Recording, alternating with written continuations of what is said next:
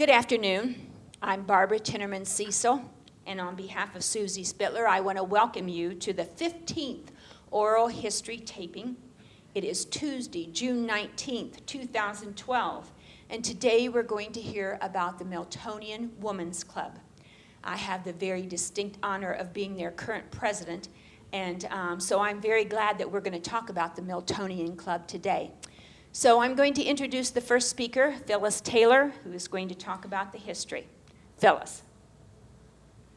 Hello, I'm Phyllis Taylor, and I have been given the job of telling the history of the Miltonian Women's Club. It started in 1923. Now, I was not a member back in 1923. But later on, I was. The club started as a result of a group of women availing themselves the opportunity of helping the community welfare work. There were 9 civic-minded ladies prior to 1923 to help when needed. And the founders of Miltonian Women's Club, the 9, in fact, there's 10 on my list.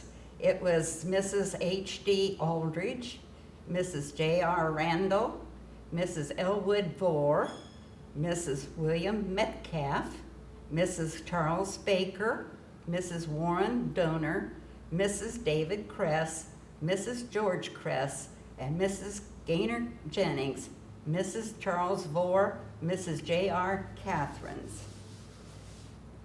They made comforts and quilts for those in need. On November the 7th, 1923, the ladies met and organized a club known as the Literary Club.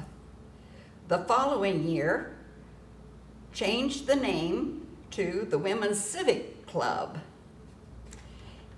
Then 3 years later, the name was changed to the present, the Miltonian Women's Club. Back then, monthly dues were set at 10 cents each month. A year later, it was reduced to 5 cents a month. During 1924, efforts were made to correct certain conditions in West Milton. They investigated unsanitary conditions at the school. They also contacted the school board about improper behavior of the boys at the school. An appeal was made to the town council to do what it could regarding proper lighting of the school grounds. Sometime later, $10 was given towards having the Bible taught in our school. For the 12th anniversary of the club voted to give $5 to any graduating senior who needed financial help at graduation time, and 1 boy was helped. In 1927, Guest Day started with a potluck supper. The club also had oyster suppers to which husbands were invited.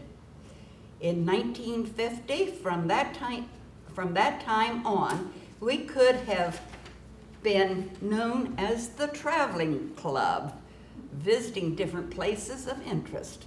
We had interesting speakers to broaden our horizons, and we had sightseeing trips and lunches at restaurants along the way.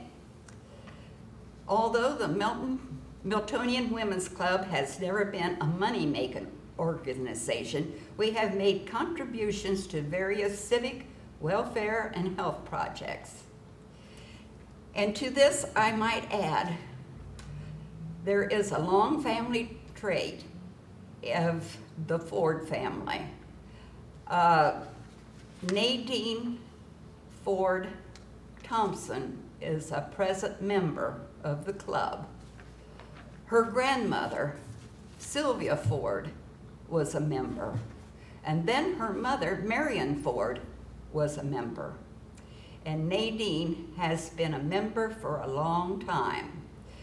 Back then, her grandmother said that all the book reports were made. They would read books and then report them. And then Marion said they made hats and then went to Dayton to learn to make hats, and they traveled all over. Now, the rest of the panel will now give more information about Miltonian Women's Club. And here is Ann. Hi, I'm Ann Huffman, and I'm going to talk a little bit about the presidents. We don't know their first names. Back then, everyone took their husband's name. But there are a lot of people who the name you still will recognize in our area, like Baker, Vore, Aldrich, Randall, Metcalf. And Mrs. Metcalf was the first president. We don't know anything personally about them, but I'll give you a little bit of history of some of what's happened during some of the president's terms. And I don't want to do anything that you might, so you might want to repeat this. Okay. In 1927, they had a total of assets of $7, and they gave it to a worthy lady. And 8 months later, another donation of $7.25 was given to her. And a year later, this lady, the recipient of the $14.25, died. And the club was bequeathed what was her wealth, and that was $23.33. So back then, that was a lot of money, or at least a little bit of money was a lot to them at that time. They had many projects, as Phyllis said. Now, back in 1927, Mrs. J.H. Ireland was president, and Guest Day was inaugurated with the potluck supper. Then in 1928 and 29, Mrs. H.C. Thurman was president. Now, from 1923 to the present date, we have had 46 presidents. Each one serves 2 terms, but just 2 presidents only served 1 term. So, and our president, as she announced, is Barbara Tinneman Cecil. And so let's see. They just did a lot of things, and they traveled a lot. And in 1930 to 31, Mrs. B.J. Ford was president. They held an 8 o'clock club breakfast, and the club had given the men's civic check for $27 for paying to have gas brought into West Milton. So that must have been a big thing back then. And in 1932 to 33, Mrs. W.C. Keck was president, and the bylaws were revised, and Guest Day was changed from the first Wednesday of May to the first Wednesday of June, which we still honor this day. In 34, Mrs. U.G. Ernst was president, and they seemed to do a lot of things. They had commented on the play State Fair, which I think Wiley Post, if any of you remember him, during the Second World War, he was a correspondent, if I'm not mistaken, I'm not sure. And in 1935 to 36, Mrs. O.E. Randall was president, and that in February, the anniversary was again held at the Fireman's Hall. Now, I don't know where the Fireman's Hall was, or if it even still exists, or if maybe there's another building on that site at this time, so maybe we could find out about that later. 37 to 38, Mrs. Maurice Kessler was president, and they decided to sponsor the Girl Scout movement, and that continued for a long time. In 1943, Mrs. E.J. Snyder was president, and a lot of the programs were on wartime food problems. This was the height of the war, so a lot of things and their programs were geared on the Second World War. 44 and 45, Mrs. Tom Radabaugh, the Girl Scouts were still active. And we'll go on to 46 to 47, where Mrs. H. Miller was president. Guest day was held at the Sportsman Inn, and their husbands were the guests. Now, we haven't had husbands attend our meetings for quite a few years, at least not as long as I've been a member. And Mrs. Edwin J., 48 to 49, one of the meetings was held at the Home Lawn Inn. I have no idea where that is, unless someone could let us know later. They journeyed to Rikes and Columbus and different places out of town. 1950 to 51, Mrs. Stallsmith was president, and in 50 to 53, Mrs. H.R. Houston, Harold owned the hardware store, and Mary Helen was president. That I know her first name. And they dined a lot of places, and the West Milton Inn, and that seemed to be one of the famous places for them to visit. And in 54 and 55, Dorothy Stout, her husband was Claire Stout, the physician here in West Milton. And they held the regular meeting, and 4 of them were held out of town. So they motored to Columbus and Lazarus and different places. So they really enjoyed themselves and had a good time.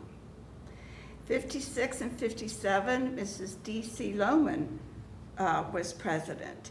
And Angie Crew was a guest speaker, and I think she was a local person. 58 and 59, Mrs. Fred France was president, and Anita Minnick was guest speaker. She was principal of the grade school, I believe. And guest speaker was Jack Behringer, who he was with the Sheriff's Department in Troy. 60 to 61, Mrs. Walter Pfeiffer was president, and they did many things, and one of them was 100 members and friends attended the Jewish synagogue. And in 62 and 63, Mrs. Anita Minnick was president. They had cake decorating and did a lot of interesting, fun things, learned how to make Easter eggs. 64 to 65, Mrs. Robert Osborne was president, and their meeting was held in West Milton with Mr. Don Immel, presented a program on the history of art. They ate at Antiquities at one time. And I'll just do a few more. In 60 to 67, Mrs. Philip Crew was president.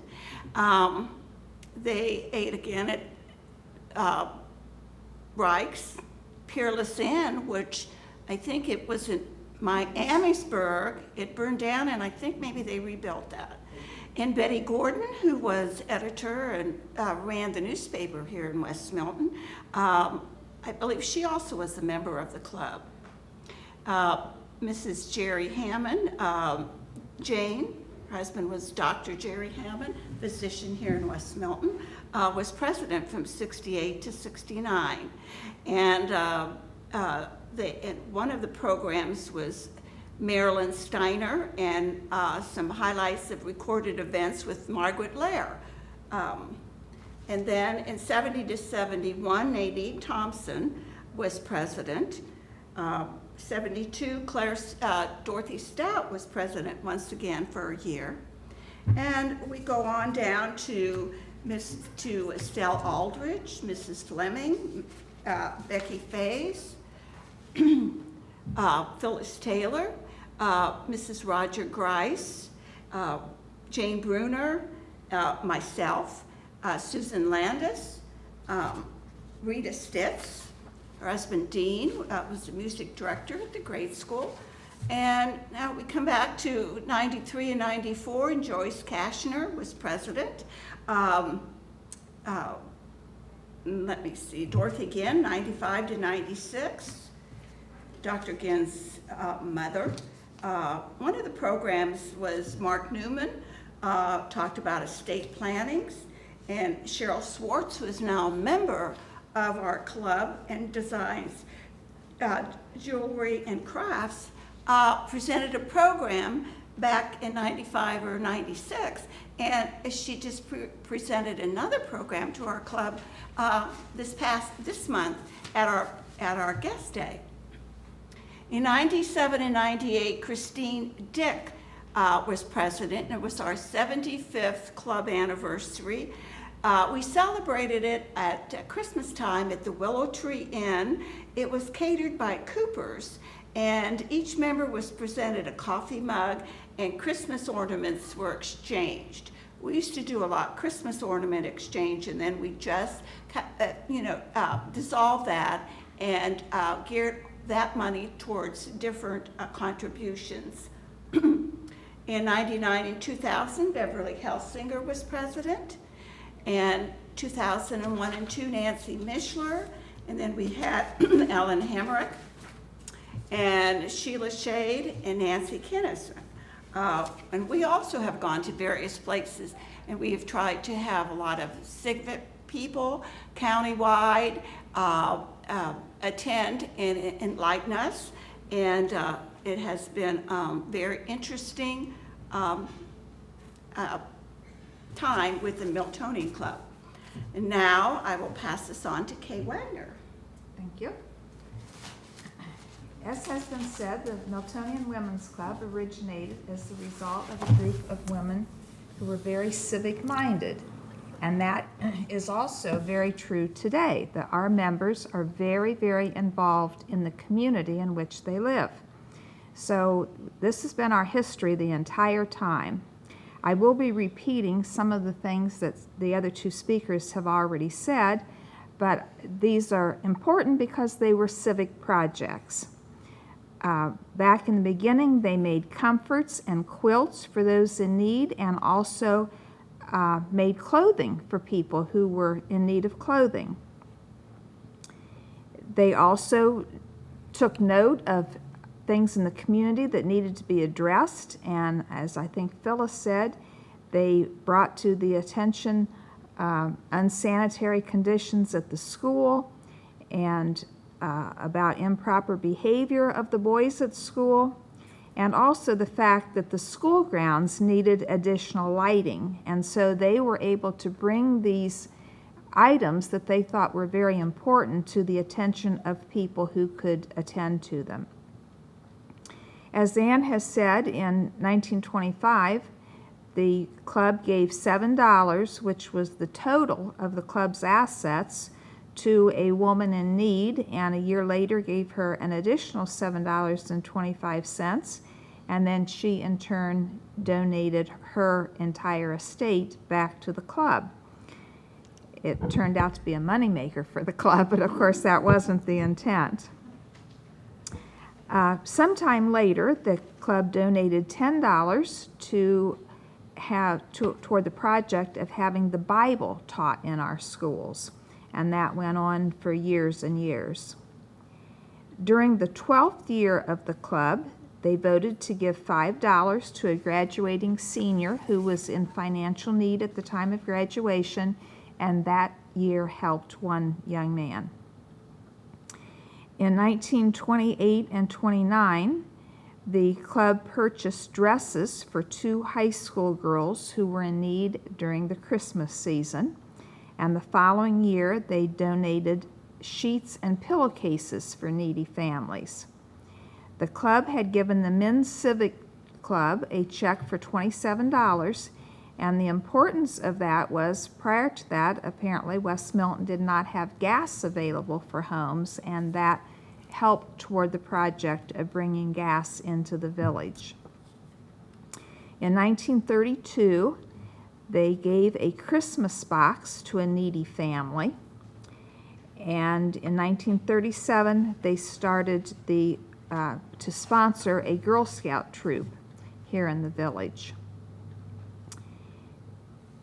In 1943, 15 books were purchased for the library, and the library has continued to be a project very much in the hearts of the club members.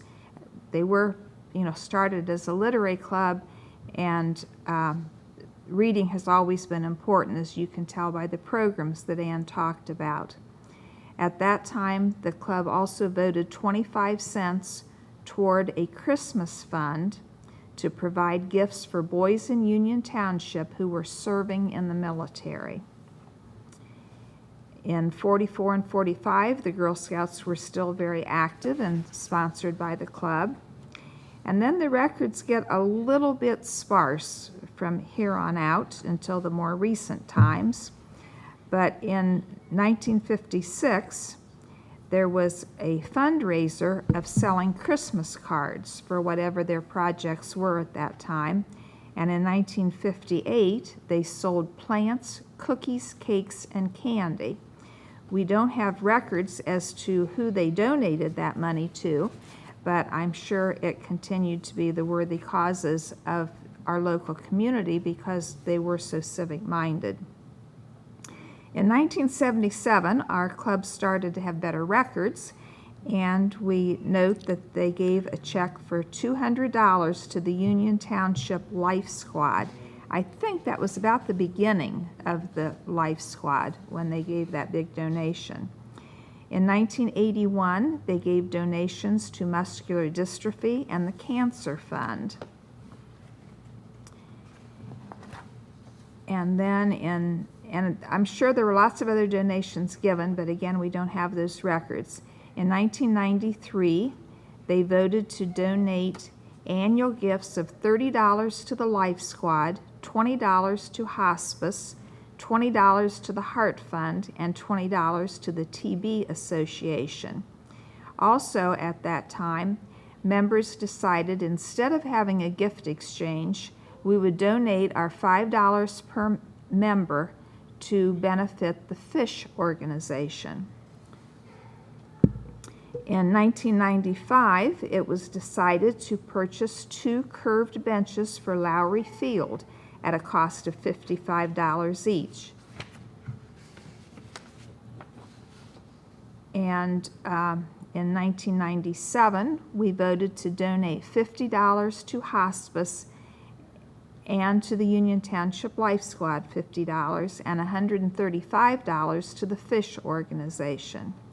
In 1998, we had our meal at the home of Rachel Ann Minnick, who provided that meal for nothing, but we went ahead and paid for the meal as if we were having to pay for it and donated that lunch money that we collected then to the West Milton Christmas lights. In 2001, we decided to make a yearly donation of $50 to Hospice and $50 to the Union Township Life Squad. $140 was sent to the Fish Organization, along with our yearly donation, which I already said, of $50 to Hospice and the Life Squad. We also donated $125 to our contribution to 2 signs placed at the entrances of West Milton, with all the clubs having their names on these signs, and they were in circles, and we had a circle in each of the signs, and we of course paid our share of that expense. In 2003, under President Ellen Hemrick, members brought in $5 at Christmas time to donate to the Fish Organization, and we also started to bring in items to donate to the Family Abuse Shelter, which we continue to do to this day. Also in that time frame, well actually in 2005, we started a $1,000 scholarship to be given to a deserving young lady from the Milton Union High School. And so that has now gone on for 8 years, counting this year. We continue to donate money, or to donate items to the Family Abuse Shelter. And being civic-minded, Ellen Hemrick also decided that she would chair the Downtown Area Beautification Committee in 2007 and 2008. So in summing up, for the last 8 years, we have continued to give the $1,000 scholarship, and that is given through the Milton Union Alumni Association, but our members choose the recipient of that each year, and that is a nice start to an expensive education for these young women. We also have continued to give $50 each to the Milton Union Library, the Union Township Life Squad, and the Milton Union Educational Foundation, which gives money to teachers for special projects. We also give items to the Family Abuse Shelter, and sometimes we have speakers who come in to speak about their particular charity, and individually we give money to those charities, such as Ann's son Steve works with Chaminade Julienne and takes young people on a mission trip every year, and so we individually often donate additional money to individual speakers. And now I will turn the program over to Beverly Helsinger. Thank you. Many of the things I have to say you all already heard, but it'll be a different voice telling you about it. Originally, of course, the programs were of a literary nature. One of interest, of course, we all mentioned was the Bible in the School, which our club promoted. We've had other speakers on poetry, women in the Bible, politics, birds, health, flowers, war heroes, Indian lore, famous women, women's role in the world, England's royal family, and many book reviews. In the early 40s, the programs were geared to the war, food problems, women in the military, industry, radio. We also had speakers on speakers that told us about different countries that they had visited. So the many countries we had personal speakers about were Germany, Liberia, China, Australia, Israel, Japan, Africa, Ireland, Egypt, India, Russia, Vietnam, Mexico, Singapore, and I'm sure there are more that I didn't pick up as I was going through our history. Our club invited our club visited many universities and other places of interest, including the Jewish Synagogue, Temple Israel, Ohio State University campus, Yellow Springs Research Institute, nurseries, the Goodwill in Dayton, Gorman School, Taft Museum in Columbus, the Breakfast Club in Cincinnati. We certainly traveled a lot years ago. The House of Diamonds in Richmond, Indiana. And some of the speakers of note at that time were, of course, Angie Crew, who is a West Milton native, and she was an educator at Kobe College in Japan. Gil Whitney, who was a weather announcer on Channel 2. Bob Nestle, our representative to Ohio. Ada Parima, who was a decorator of Ukrainian eggs, and that was her country, her birth country, which was quite interesting. In fact, I have some of those at home, and one of my lovely grandchildren broke one of them, but they are quite interesting. Dr. Clyde Hissong, who was on the State Board of Education. Tom Hamlin, who was a part of the Channel 22 group. We've been entertained through the years by many musical presentations, including Mary Hatfield and Weta Wellbaum, Mary on the violin and Weta playing an accordion. Yellow Springs Chorus, David Wyan on the piano, the Tritones, Guy Bishop on the piano, the Milton Union High School Chorus, the Milton Union High School Jazz Band, the Milton Union High School Show Choir, Mimi Klipstein, Marianne Mishler, who is a pianist. And that just pretty much takes care of our programs. We've seen a lot of interesting things.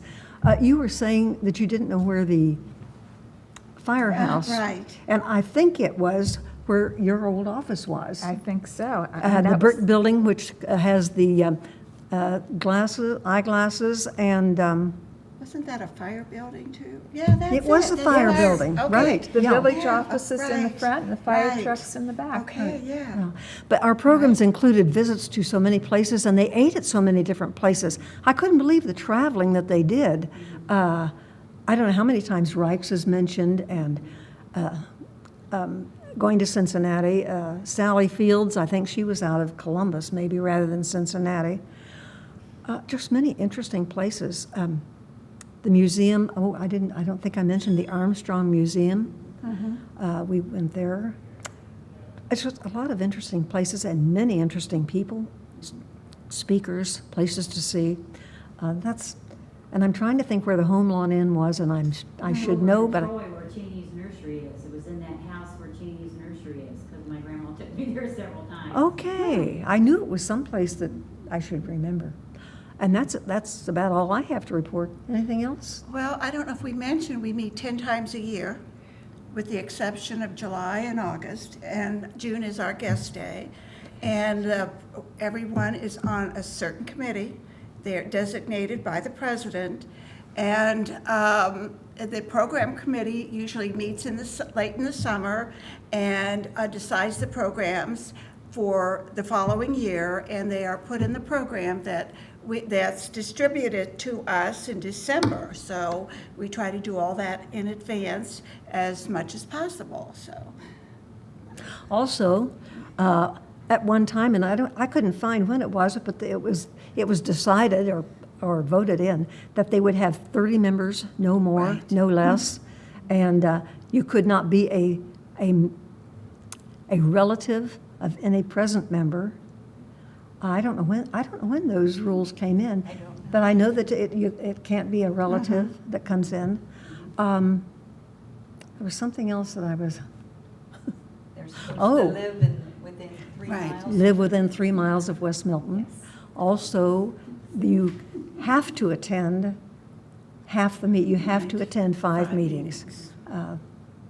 I think one of the things that I've enjoyed about the club is the fact that the work is divided among every member. Every member does something, and no member has a lot to do. And I think because we have limited the membership to 30 people, we always seem to be able to find ample people to fill in when we have a vacancy. It's the only organization I belong to where we aren't always scrambling on how can we get more people at our meetings, because we don't have that problem. Everybody seems to know somebody who wants to join. So with the work divided among everybody and not having a lot of work to do and not worrying about membership, it has just become a really fun organization to belong to. And we don't do fundraisers. All the money is donated by the club. Most of them are older, and we don't, it's just so hard. We leave the fundraising to the younger people.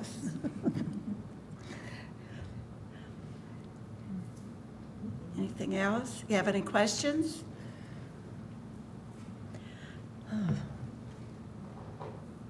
Thank you all very, very much. As you can tell from what they have said, we have had a long-standing tradition in the community. I did want to mention that Jane Hammond was just honored for being a 50-year member.